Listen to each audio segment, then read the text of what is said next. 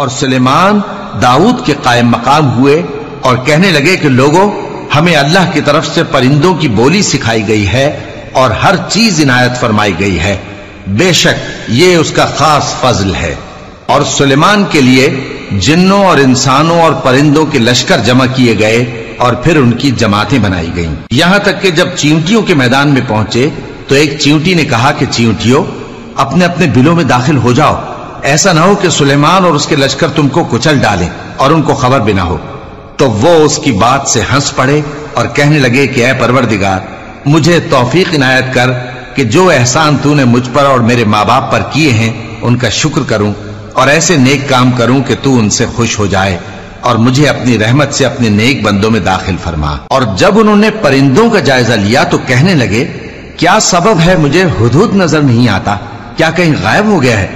میں اسے سخت سزا دوں گا یا ذبح کر ڈالوں گا یا میرے سامنے اپنی بے قصوری کی واضح دلیل پیش کرے۔ ابھی تھوڑی دیر ہوئی تھی کہ ہدہد آ موجود ہوا اور کہنے لگا کہ مجھے ایک ایسی چیز معلوم ہوئی ہے جس کی آپ کو خبر نہیں، اور میں آپ کے پاس ملک سبا سے ایک یقینی خبر لے کر آیا ہوں۔ میں نے ایک عورت دیکھی کہ ان لوگوں پر حکومت کرتی ہے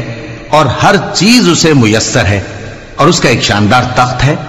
میں نے دیکھا کہ وہ اور اس کی قوم اللہ کو چھوڑ کر آفتاب کو سجدہ کرتے ہیں، اور شیطان نے ان کے اعمال انہیں آراستہ کر دکھائے ہیں اور ان کو رستے سے روک رکھا ہے، پس وہ رستے پر نہیں آتے اور نہیں سمجھتے ہیں کہ اللہ کو جو آسمانوں اور زمین میں چھپی چیزوں کو ظاہر کر دیتا اور تمہارے پوشیدہ اور ظاہر اعمال کو جانتا ہے، کیوں سجدہ نہ کریں؟ اللہ کے سوا کوئی عبادت کے لائق نہیں، وہی عرش عظیم کا مالک ہے۔ سلیمان نے کہا، اچھا ہم دیکھیں گے تو نے سچ کہا ہے یا تو جھوٹا ہے۔ یہ میرا خط لے جا اور اسے ان کی طرف ڈال دے، پھر ان کے پاس سے ہٹ جانا اور دیکھنا کہ وہ کیا جواب دیتی ہیں۔ ملکہ نے کہا کہ دربار والوں،